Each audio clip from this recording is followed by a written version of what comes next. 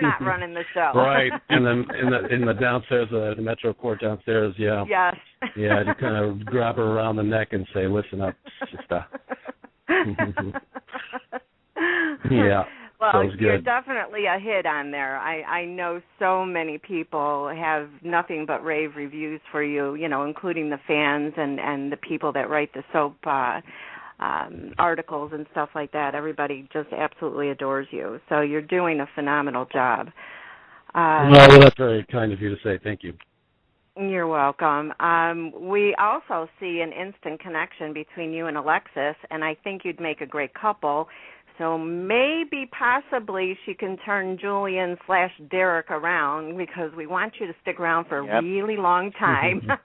That's right. Well, if Sonny's been able to stick around for 20 years, right? Yeah. Hopefully Derek can get away with a few mischievous, devilish, murderous things. Yeah, so we'll see. What I was thinking. It's exactly what I was thinking. Sonny's been around forever, and he's been both good and bad. Especially when they do things like, him getting tested for, the bone marrow for Danny Morgan, and, it's just kind of fun, and just all this mischievous stuff that he's up with, hiring Duke Lavery, and trying to just mucking it up with everybody. It's great. Now, did you know most of the actors on General Hospital personally before you started working there? Well, of course, Finola Hughes' character Anna arrested me on All My Children. Right. I'd worked with Ian Buchanan on All My Children. I'd met Kelly at some, sort of functions, daytime functions, but nothing, nothing major. Other than that, no, not really. I mean, Sean Kanan and I, kind of missed each other, Bold and Beautiful. Yeah, no, that's about it. That's about it. So you're probably working with everybody relatively new to you personally. So that's good. Yeah, making new friends. New. Absolutely, yeah. It's great. Well, I'm going to go ahead and let my co-host David ask some of his questions. David, go ahead. Oh, okay. Hey, David, how are you doing? I'm doing pretty good, thank you. Good. What, if any, is the difference in routine between doing a half hour as opposed to an hour show? Oh, gosh. I mean, there's just, after every, you may shoot your side in the morning and not do the other side, meaning the other character's footage, until the end of the day. Okay. So, and then between, we're only using one camera as opposed to 3 or 4 in daytime. You get 4 or 5, 6 takes, as you know, in prime time. There's, every time you change the scene, you have to change the lighting. That usually takes anywhere between 10 and 30 minutes. While in daytime, they just drop that stuff from the ceiling, or they have somebody come in with a light, and they stand with the light and just light up the scene, and boom, you shoot. So, it takes literally 1 minute to change the lighting if you need to. And the sets are done up, and in prime time you have to change locations, and all the trucks have to move, and all the trailers have to move. We barely get through 7 pages in prime time. Well, on this show, we're getting through, 140 pages a day. Oh, wow, that's a lot of work to pack into one. Yeah. So one night, basically. Yeah, So one day in prime time, a good day in prime time is 9-10 pages. And a good day in daytime is 140-50 pages. So, yeah, there's a lot of material. An actor will never be expected to do more than 7 pages of dialogue in one day in prime time. while in daytime, as I said, Friday alone, I have close to 40 pages of dialogue that I'm involved with. So, it's a lot of work. It's a lot of work. I mean, you just don't have as much downtime in daytime as you do in prime time. You can obviously learn 7 pages of dialogue much quicker than you can 40 pages. Yeah. So, that's a lot. Yeah. Oh, yeah. Okay, Good thing. let's see. What lessons have you learned from each of your leading ladies from daytime, and what do you feel they learned from you? Oh, gosh. I couldn't speak for them. I know I learned, I can tell you a story of, in daytime, as I said, you have one shot at it. And even if you flub a word or you forget a word and you kind of try to struggle through it, oftentimes they'll just say, that's great, we're moving on. So I kind of learned a habit on all my children to just kind of completely step off out of frame. And so they were kind of forced to start from scratch. If I really thought that I didn't do what I wanted to do as well as I thought I could do it, I would generally just kind of step off frame and we'd start again. And in prime time, you just don't need to do that. You kind of go, you kind of say out loud, I'm going to pick that up. And then they just keep filming and you pick it up from where you stopped and, they fix it in editing. So it's not really the way it works in daytime. So I used to, in prime time, I'd start, I'd step off and everybody kind of looked at me going, why do you keep stepping off? I'm like, I don't want anybody to keep that take. And so I talked to one of my former co-stars a year or 2 years later on the primetime show, and she goes, do you know what I picked up from you? And I'm like, what? She goes, I picked up that little walking off the out of frame gem from you. So I'm like, oh, that's hilarious. So, I remember the first time that I worked with Torsten McKay, who, of course, wasn't my leading lady.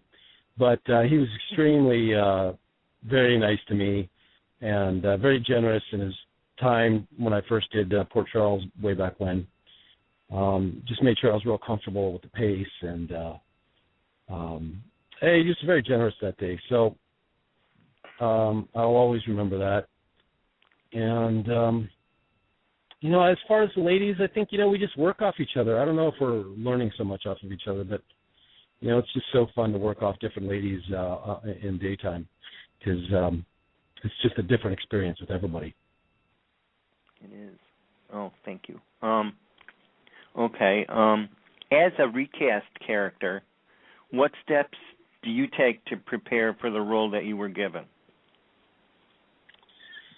Well, I can tell you what I don't do when I don't go back and, watch old footage of the old Julian Jerome. I think any good actor needs to take the role and make it his own.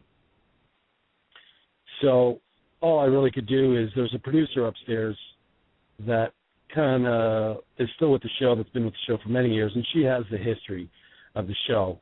And without really knowing too much about Julian Jerome, except for the fact that he used to be on the show, I sat down with her and she kind of explained to me who he was, how he disappeared, who he was connected to. So, from there, you kind of go from there because, of course, as you know, in daytime, they're not going to really tell you too much about, what your character is going to be up to or who they're going to be involved with. Because, quite honestly, that probably changes week to week. Right. Right now, I'm allegedly, Sam's father, but you just never know. And 2 weeks from now, that could all change. There could be some big surprise we don't know yet, which I don't know yet.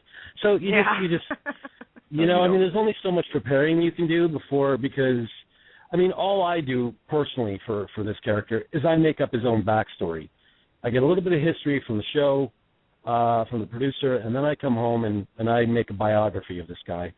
And this is where he was, this is what he did during those 20 years that he was missing. So when I show up somewhere in any particular scene, I've got my own biography that I made up on this character. And based on that biography, it might help me to figure out how Julian might act in that particular situation, you know. Oh, that's good. Okay, this is a little paraphrase. You might have answered it, but I'm going to go ahead. How far in advance do you know what happens to your character? Are you given the quite full honestly, most of the time, about a week in advance when I read the script. If I don't read the script a week in advance, I might not know what's going on. Every once in a while, you know, Frank will say to somebody that, hey, you know, this is what's going to happen with you and another character. But he won't tell the other guy. And so the person with the information might go to the other actor and say, hey, we're going to have some stuff, you know, together in a couple of weeks. And you're like, oh, okay, cool. So, you know, sometimes information gets around set like a cold and just gets passed on, and that's how you get your information. And then once in a blue moon, you get a little bit of kernel of information from, you know, Frank, and this is what, hey, this is where you're going. You know, get ready, it's going to be cool. And then, but most of the time, honestly, you're just like learning it from day to day. It's a day-to-day thing, and not. Sometimes you're just given from the beginning when you got on. Then you would say that he would be giving you, well, this is who you are, and this is who you are for now, and I'll get back to you later for any more development. So something. You know what? Almost exactly. That's exactly how it happened. They said, so this is the situation. You're Derek Wells, but you might be Julian Jerome. You used to be involved with the mob, and you might have died or you might not have died.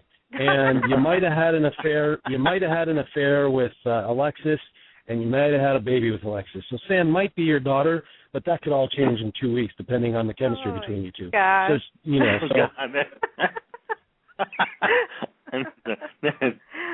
well, I give you credit for being able to work that way. You know, so wow. People love to, you know, tweet stuff like, hey, who'd you get to play with today? And I'm like, yeah, nice try, buddy. Yeah. So, you know, people are always fishing, you know, like, oh, yeah, I don't know if, I guess some actors fall for that, but I'm like, yeah, no, sorry. I can't answer that. I call, and then I tell them that they, you know, that deserves a spanking. Anybody that asks me any storyline, it's a spanking. So I've got a spanking paddle somewhere out there in virtual space.